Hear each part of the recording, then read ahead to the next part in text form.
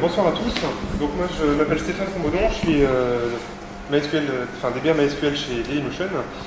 Et je vais vous parler ce soir rapidement bien sûr, mais de MathKit, MathKit Persona Toolkit, en essayant de vous présenter quelques petits exemples pratiques de ce que j'ai pu rencontrer comme problème et comment avec MathKit j'ai pu avoir trouver une solution qui était élégante et souvent assez rapide. Sans l'outil, ça aurait parfois pu être un petit peu plus compliqué. Je ne sais pas si parmi vous, il y en a beaucoup qui connaissent ou qui ne connaissent pas, peut-être qui connaît, puis sondage, MathKit. Ok, pas mal. Donc pour ceux qui ne connaissent pas MathKit, c'est quoi? C'est un ensemble de scripts Perl, donc il y en a à peu près une trentaine. C'est vraiment pensé pour les DBA, pour aider les DBA. On peut faire beaucoup de choses avec MathKit qu'on ne peut pas faire de base dans MySQL. En fait, MySQL, il y a plein de choses qui sont super bien. Par contre, ce qu'on dit toujours, et c'est vrai, c'est qu'on manque d'outils pour faire des tâches qui sont récurrentes. Cédric parlait du manque de monitoring, par exemple, quand on fait des backups. Enfin voilà, plein de choses comme ça qui manquent de base dans MySQL. Et MathKit essaie, sur certains points bien précis, d'apporter des solutions. C'est open source, donc c'est libre, tout ce qui va bien. C'est créé par quelqu'un que vous connaissez sans doute si vous vous intéressez un petit peu ou pas mal à MySQL, Baron Schwartz, donc un des membres un employé de Percona, voilà, je vais trouver le terme, donc qui est assez connu parce qu'il fait beaucoup de conférences, il a créé MathKit, il a créé Aspersa aussi, enfin il fait beaucoup de vulgarisation. Alors, une petite chose qu'il faut savoir, c'est qu'en fait MathKit n'existe plus. Alors c'est un peu bête, je vous fais une petite présentation sur un outil qui n'existe plus. Bon, en fait c'est un petit peu plus compliqué que ça. Baron Schwartz étant employé de Percona, en fait Percona, et puis MathKit étant pas mal, Percona a beaucoup poussé MathKit. Le problème c'est que MathKit, à la base, ça reste un outil qui est fait par une personne, ça peut aider, mais bon, surtout une personne, et en fait il y a des choses qui sont pas top, on va en parler juste après. Et de temps en temps, les clients de Percona, qui eux payent assez cher les prestations, quand on leur dit, voilà, faut utiliser MathKit, machin, ils retournent vers Percona et disent, ouais, MathKit c'est bien, mais il y a quand même des trucs un peu bizarres. Et donc, du coup, c'est notre ami Baron Schwartz qui passe ses week-ends, ses nuits et puis ses vacances à corriger les petits problèmes qu'il a. Et donc, un jour, il en a eu marre, et donc, il a décidé d'arrêter tout, et en accord avec Percona, de lancer un fork qui, cette fois, serait officiellement soutenu par Percona et qui remplacerait MathKit. S'appelle Persona Toolkit. Donc en gros, vous avez les mêmes outils, moins ceux qui sont buggy, qui servent à rien, etc. Plus un certain nombre d'outils qui étaient développés à côté. Et le tout est en développement et officiellement supporté par Percona. Donc normalement, il y a la marque de fabrique, c'est censé être de bonne qualité. Et voilà. Donc en gros, ce que je vais raconter aujourd'hui sur MathKit, ça sera vrai sur Persona Toolkit. D'accord ? Il y aura juste un petit changement à faire que je vous indiquerai. Le site web, il est là, donc c'est chez Percona, il y avait mathkit.org, enfin qui est toujours valable d'ailleurs. Donc la différence entre les deux, c'est que essentiellement certains scripts un peu douteux ont été abandonnés dans Persona Toolkit. Peut-être que certains d'entre vous ont utilisé le MK Parallel Dump, Parallel Restore, c'était une tentative qui malheureusement, des fois fonctionne, des fois fonctionne pas. Une tentative pour essayer d'améliorer un petit peu le MySQL Dump. On a parlé avec Cédric juste avant des problèmes du MySQL Dump, c'est le dump, on le fait, ok, ça prend 1 heure, donc pas de problème. On restaure, ça prend 12 heures, voilà, c'est embêtant. Pourquoi ça prend 12 heures? Stéphane a parlé des histoires d'index, effectivement, puis il y a aussi autre chose, c'est que quand on fait le restore, il est mono-threadé. Donc c'était bien en 1998, par contre aujourd'hui, quand on a des machines avec 8, 24, etc. processeurs, c'est quand même dommage d'utiliser un seul thread pour faire ça. Donc MK Parallel Dump, c'était une tentative pour faire du MySQL Dump multithreadé, et MK Parallel Restore, Restore multithreadé.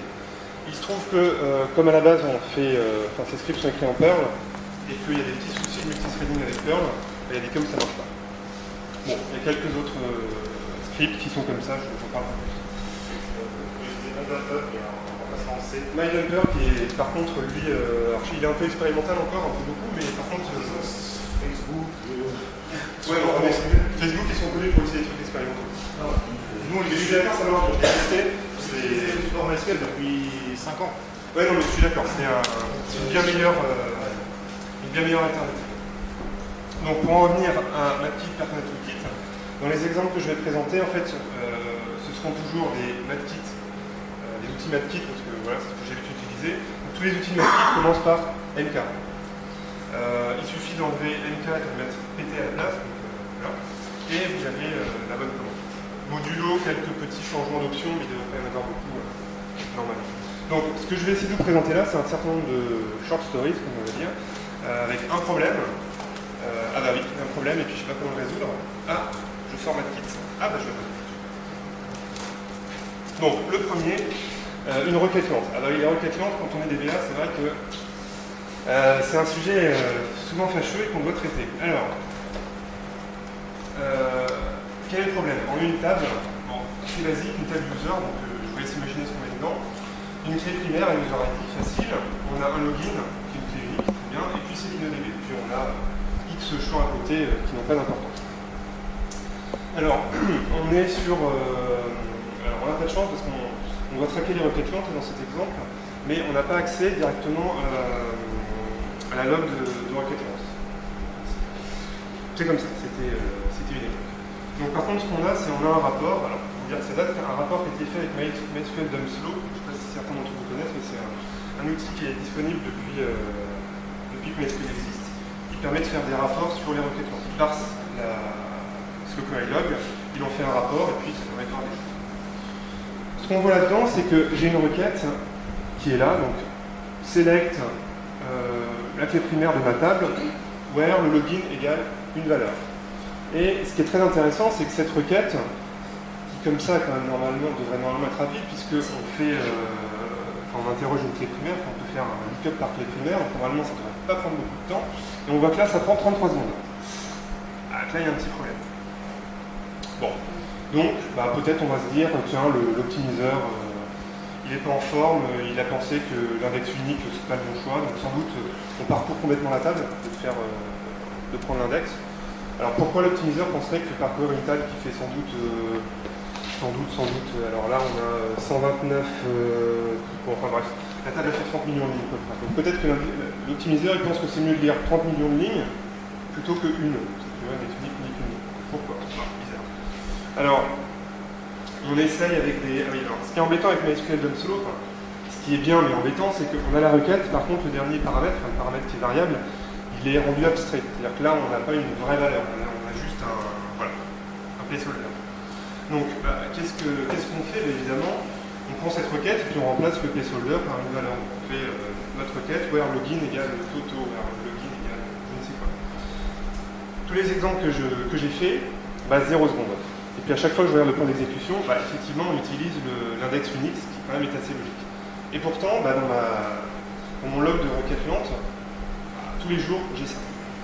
Donc là, bah, comme je n'ai pas accès à mon log pour regarder directement les requêtes, je vais essayer de sortir un petit peu plus d'informations de ce log. Alors, comment je fais? J'utilise un outil de MapKit qui s'appelle MK Query Digest. Qu'est-ce que ça permet de faire? En fait, c'est un outil qui est un petit peu l'équivalent plus évolué de MySQL Dumslow. Il va lire un log de requête lente et il va sortir un rapport. En fait, ce qui est bien, c'est que ce rapport, on peut le customiser de 36 000 manières possibles. On peut lui faire sortir un petit peu ce qu'on veut. Là, j'ai vraiment utilisé le truc de base, donc MQ Digest, lis-moi mon fichier de slow query log, et puis affiche-moi seulement les 10 requêtes les plus lentes. Okay, il se trouve que dans les 10, j'ai bien celles qui m'intéressaient. Alors, j'ai tout un tas d'infos, ok, voilà. Par contre, ce qui m'intéresse vraiment, c'est que là, j'ai une vraie requête.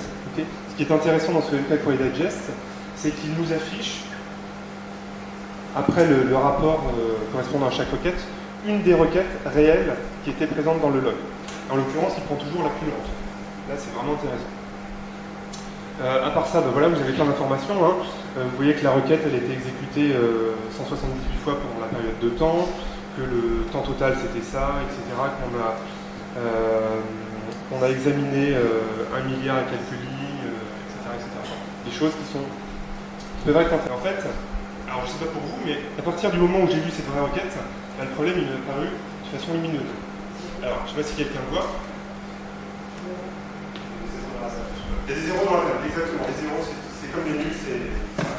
Non, en fait, le problème, il est tout bête. Bon, il faut avoir le truc un peu en tête. Hein. Login. Login, c'est un varchar. Okay. Par contre, dans la requête, là, on utilise un int. 0. 0, c'est un int.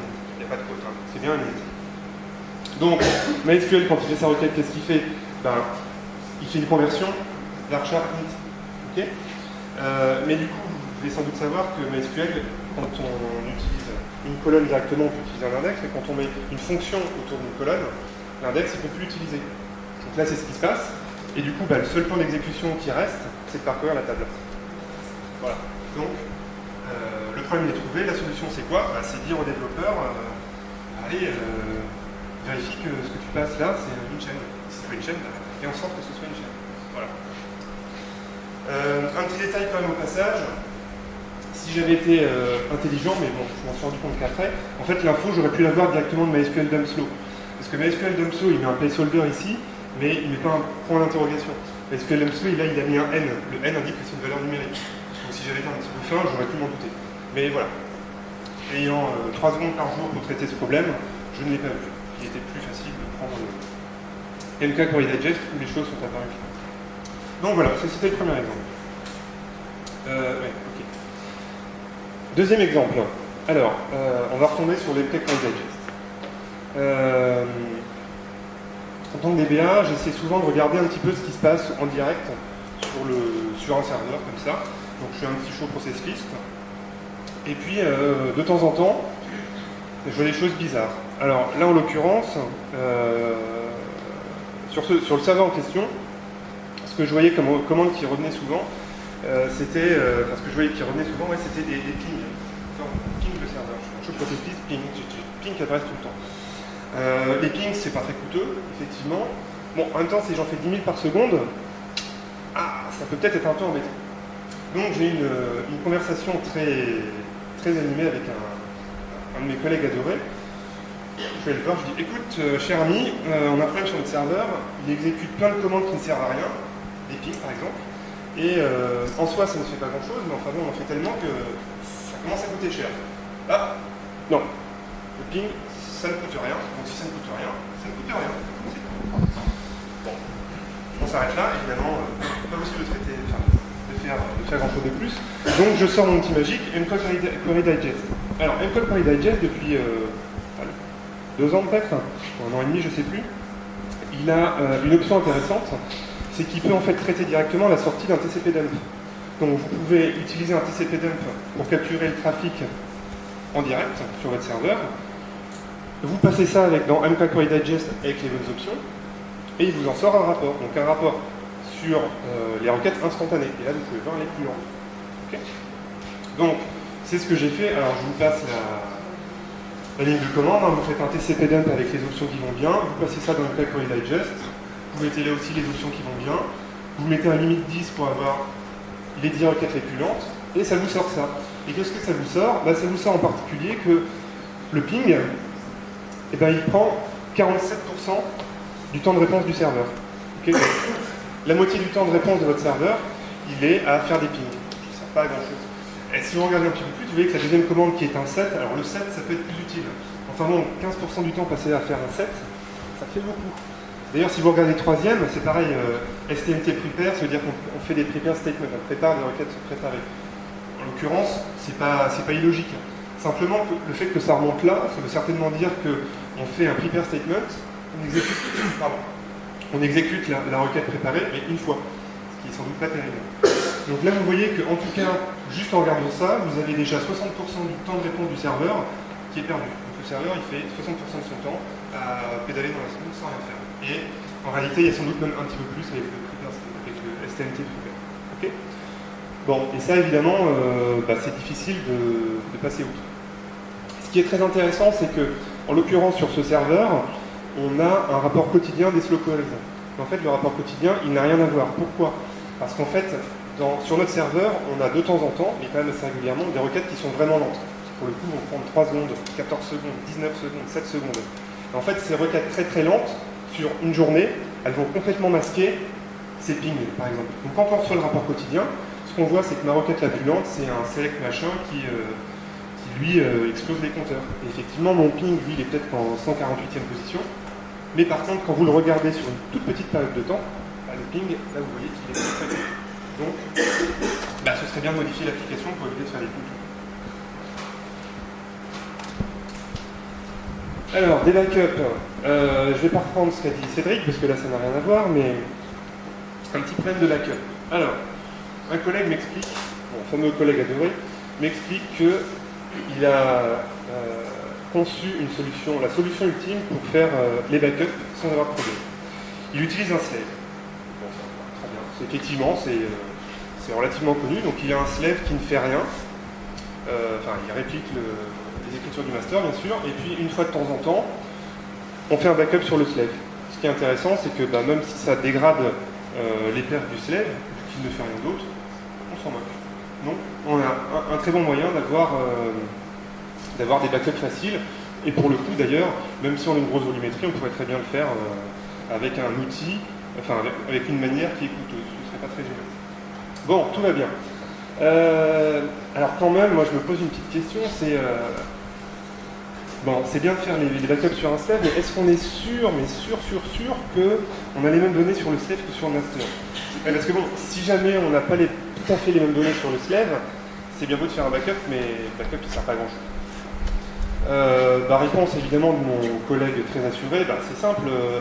Ce qui peut se passer, c'est que la réplication soit cassée. Alors effectivement, le slave il n'aura pas les bonnes données, mais bon, on a un Nagios dessus, on a une alerte, et puis voilà, c'est bon, pas de souci.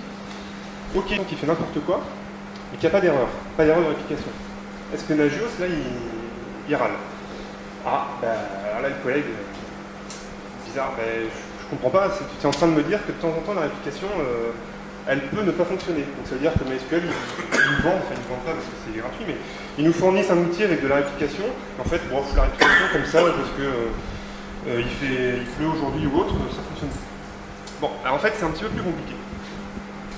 C'est que, avant de passer là, j'avais plus de place sur le slide, donc je ne vais pas continuer la conversation. C'est que, alors certains d'entre vous doivent le savoir, la réplication de base dans MySQL, c'est une réplication qu'on appelle statement based, c'est-à-dire que on exécute des requêtes sur le master, pas de surprise.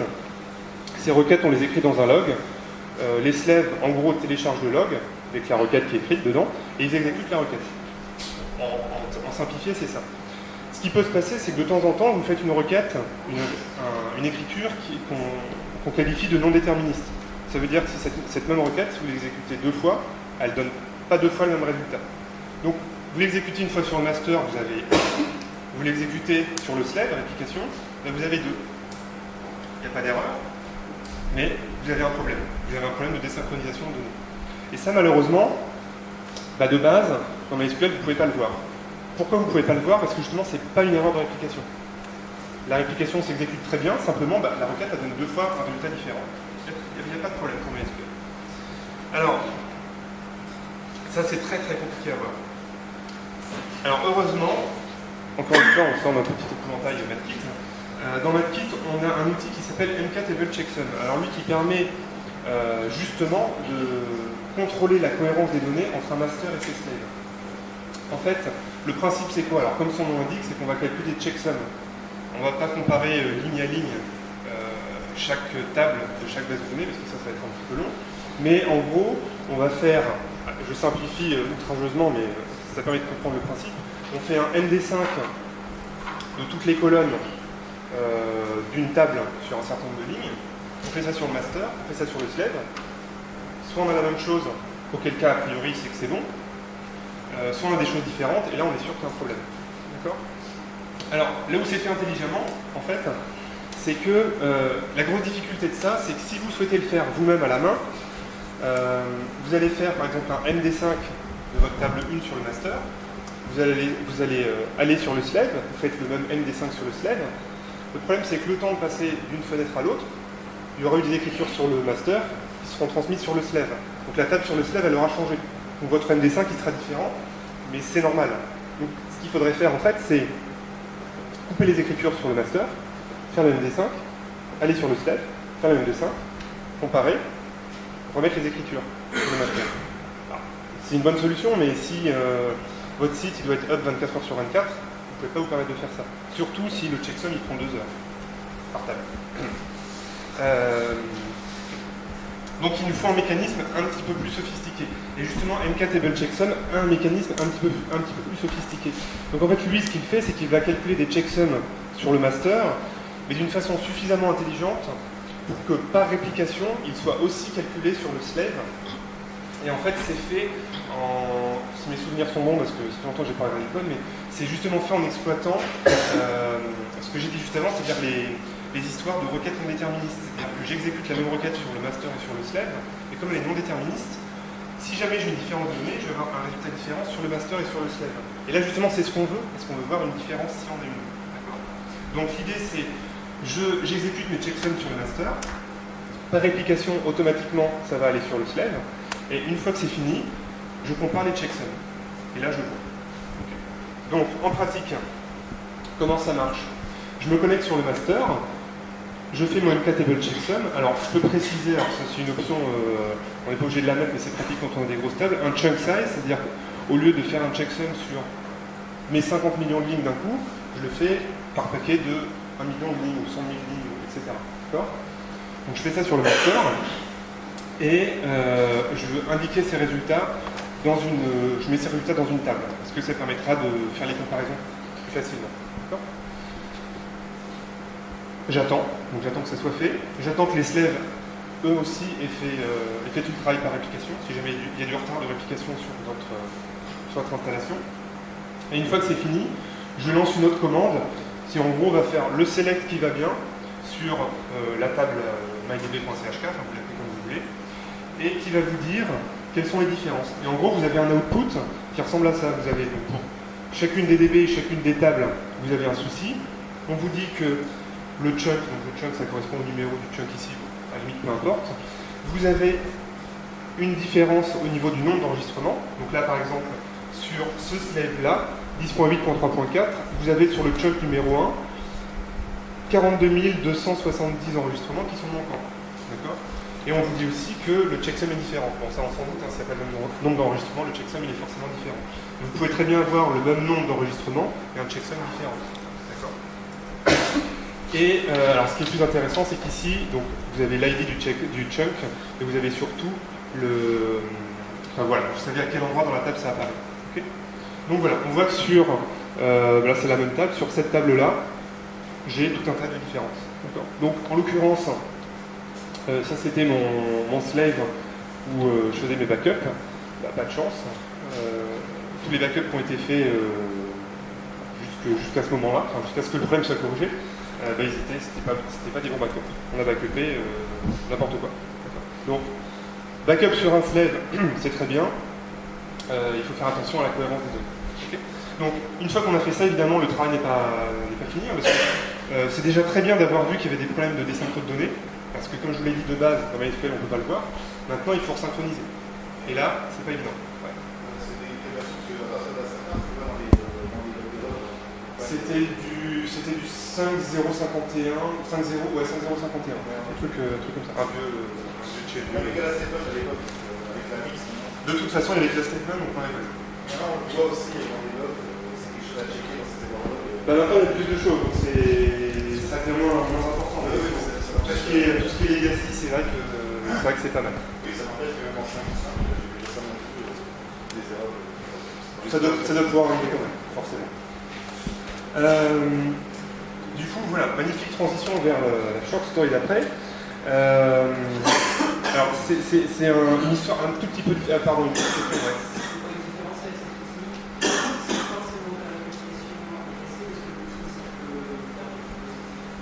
Ah, j'ai pas tout entendu, Est-ce que c'est aussi l'outil qui a des différences et vraiment des différences, ou est-ce que c'est l'outil qui peut supporter aussi?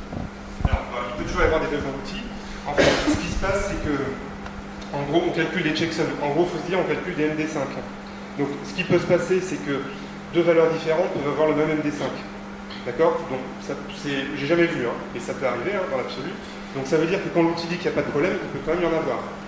Par contre, si l'outil dit que les checksums sont différents, là, il y a forcément un problème. D'accord? Donc, voilà. Les cas vraiment où il y a des MD5 différents, des MD5 identiques avec des valeurs différentes, je sais qu'en théorie ça peut exister, moi j'en ai jamais vu. Mais c'est totalement. Comment? Comment? Il y a une commission de CA7 en dessous de 7 lignes de Ouais, mais en fait, c'est. Enfin, si tu regardes la ligne qui est faite, c'est pas juste un CRC32 ou un MD5, c'est un truc qui est. On est d'accord. On est entièrement d'accord. Par contre, dans la théorie mathématique, tous les 16 millions de records, t'as une chance, t'as 100% de chance d'avoir un. Ouais, on est d'accord. Non, mais voilà. Statistiquement, c'est vrai que si s'il y a une table qui fait, je sais pas moi, 50 000 lignes, il y a très peu de chances qu'il y ait des faux positifs. S'il y a 500 millions de lignes, voilà, c'est pas pareil. Il y en a plus, forcément. Donc, histoire suivante. Alors, ça ressemble, mais c'est pas tout à fait la même chose. C'est j'ai une prod, j'ai une erreur de réplication, ça arrive malheureusement. C'était à 19h, c'est la pleine période de pointe. Je ne peux pas me permettre de sortir de prod ma DB, parce que même si j'en ai d'autres, j'ai besoin de tout le monde. Donc, ce que j'ai dû faire, c'est encore plus vrai quand c'est à 4h du matin.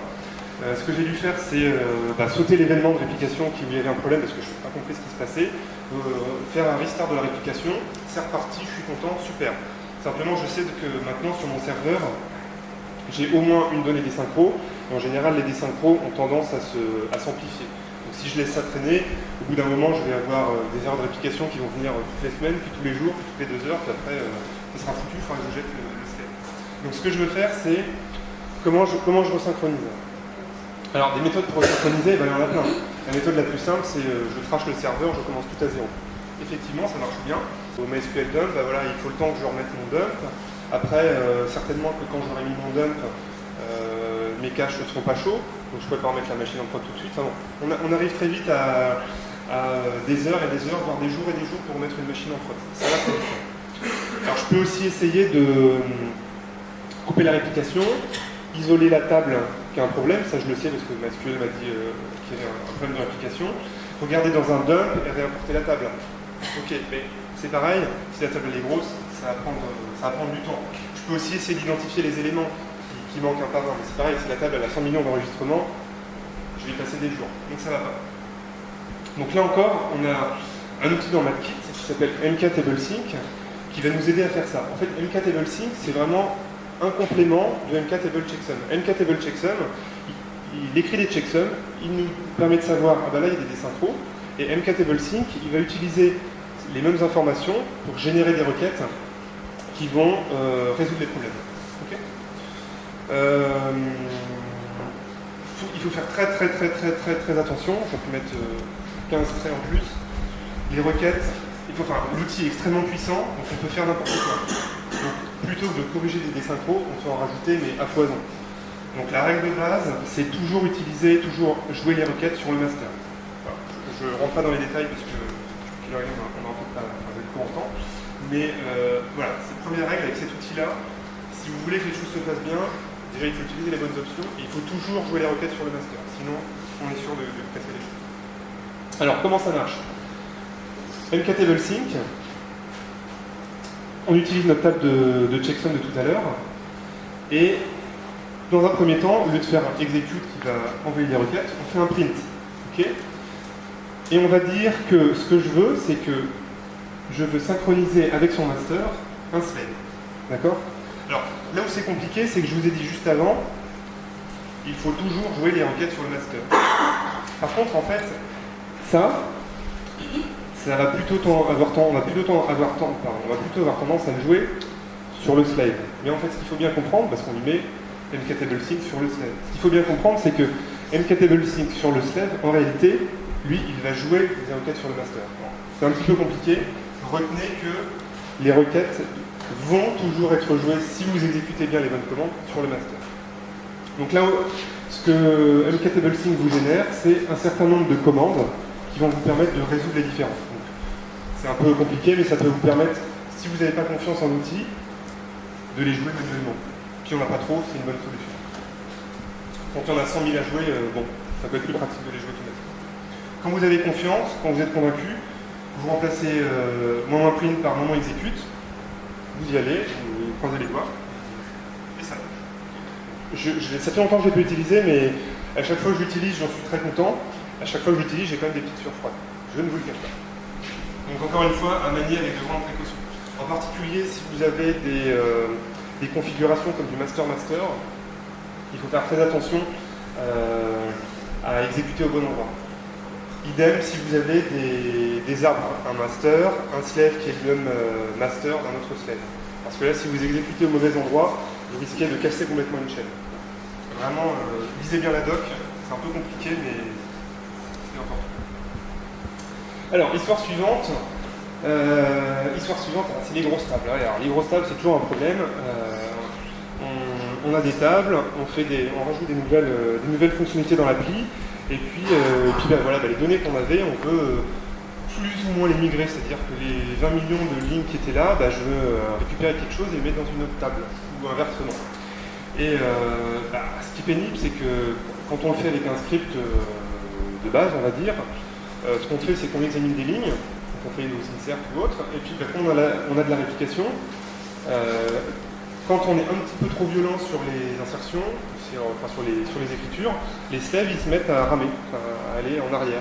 Et puis comme il y a beaucoup de lignes, on ne peut pas attendre que le master ait tout fait, parce que sinon les slaves ils se retrouvent avec 100, 500, 5000, 50 000 secondes de retard, et là c'est un problème. Donc ce qu'on fait souvent, c'est on fait un script qui fait on met à jour 1000 lignes, on attend 5 secondes, on met à jour 1000 lignes, on attend 5 secondes, etc. Ça marche bien, mais quand on a encore une fois 50 millions de lignes, ça tourne pendant des jours et des jours et des jours et des jours, on s'en sort. Alors, dans MapKit, vous avez un outil qui est vraiment très très sympa, qui s'appelle MKArchiver, qui lui est fait pour ce genre de choses. En fait, le principe de MKArchiver, c'est d'avoir un algorithme qui en fait est assez simple, mais il fallait juste y penser, qui est conçu pour parcourir de manière efficace une grosse table. D'accord ? Donc, ce que vous allez pouvoir faire, c'est parcourir une grosse table de manière efficace. Donc efficace, ça veut dire quoi? Ça veut dire justement faire ce je cherche, je m'arrête, je cherche, je m'arrête, mais sans perdre de temps, et faire des actions à chaque fois que vous trouvez une ligne qui correspond. D'accord? Le truc qui est très bien, c'est que par défaut, c'est un outil qui est conçu pour supprimer des lignes, donc ça c'est purger, ou archiver, c'est-à-dire prendre une ligne ou une colonne et puis la mettre dans une table et la mettre dans une autre table. On peut étendre facilement, enfin facilement c'est un grand mot, on peut étendre l'outil avec des plugins pour faire ce qu'on veut. Alors je dis facilement, c'est un grand mot parce que MKArchiver c'est du Perl, donc déjà c'est compliqué. Les plugins c'est du Perl, donc c'est très compliqué. C'est de la documentation, voilà, c'est ce qu'elle est. Et puis MapKit, d'une manière générale, vu que c'est du Perl, le code est assez cryptique, on va dire. D'accord ? Donc si vous n'êtes pas un expert en Perl, vous allez vous arracher quelques cheveux avant de comprendre ce qui se passe. Donc pour réussir à bien voir ce qui se passe, dans un plugin, c'est pas évident. Je passe là-dessus. Un petit exemple. Donc là, j'utilise MKArchiver pour faire quoi? Pour simplement... Ah oui, alors c'était un exemple un petit peu particulier parce que j'ai une table origine, source, j'ai une table destination, et en fait sur cette table destination, j'ai M, il faut dire que j'utilise un plugin. En fait ce que je veux faire, c'est transférer des données de cette table, d'une colonne de cette table vers une autre colonne. Un peu bizarre. Donc ce que je veux, c'est surtout pas supprimer les lignes, et je vais avoir un report toutes les 100 000 lignes de ce que ça donne. Et puis j'ai des petites options pour en gros qu'on commit de temps en temps, et voilà. Je passe au détail. Ce qu'on voit dans ce report qui est intéressant, c'est qu'en gros, pour chaque morceau de 100 000 lignes, on met toujours 20 secondes. Et le temps ne bouge pas quand on parcourt quand on continue dans le parcours de la table. Parce que très souvent, si vous faites vos scripts vous-même, ce qui va se passer, c'est que quand vous commencez à regarder votre table, c'est très rapide. En fait, plus vous avancez dans la table, plus vous mettez de temps à trouver les bons enregistrements. Si vous faites un script vous, les 2-3 premiers chunks ici, vous allez effectivement les faire en 20 secondes. Et après, vous allez les faire en 25, puis en 35, puis en 55, puis en 95. Et quand vous allez arriver dans les derniers chunks, vous mettrez 2 heures par chunk. Additionné, ça met 5 jours. Et là, le temps reste stable. Il vaut mieux une clé primaire, ouais. Il vaut mieux une clé primaire, effectivement. Une clé unique en tout cas, je crois, mais une clé primaire, c'est toujours mieux. Donc là, en l'occurrence, on a 20 secondes pour faire 100 000 enregistrements, on a 20 millions de lignes, 4000 secondes. Donc en 1 heure, 1 heure 10, 1 heure et quart, on a fait le job qui sinon prenait 5 jours. Donc voilà, c'est pas mal.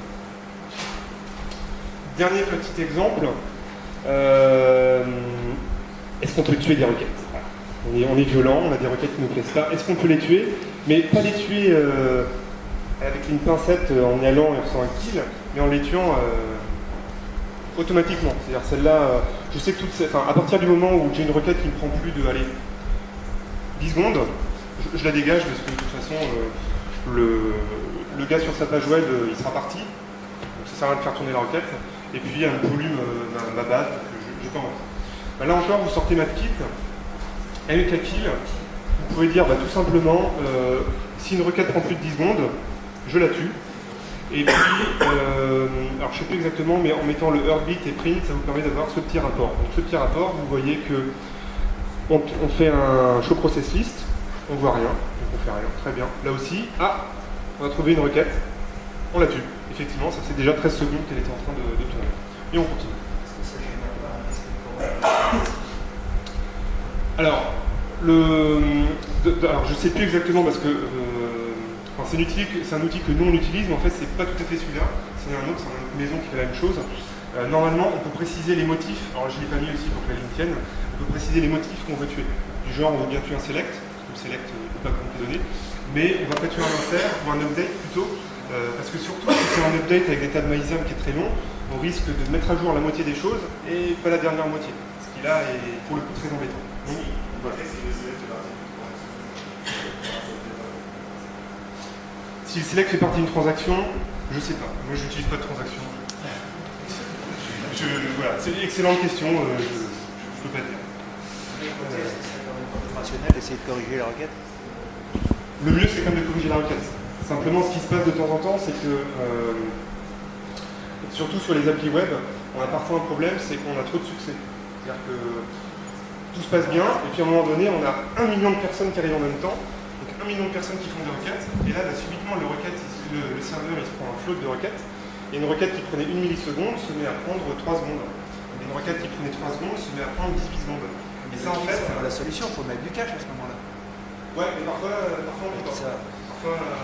Parfois ça marche. Non, mais je suis d'accord, le cache, ça permet de faire des choses, mais parfois ça suffit pas. Donc de temps en temps, c'est une solution comme une autre. On préfère dire aux gens, tu veux la page? Bah non, tu l'auras pas. Il y a trop de monde. Ça sera qu'il a déjà implémenté. Moi, je l'ai vu chez une vingtaine de clients, c'est très commun. Et c'est essentiellement la raison, c'est souvent les mises en prod.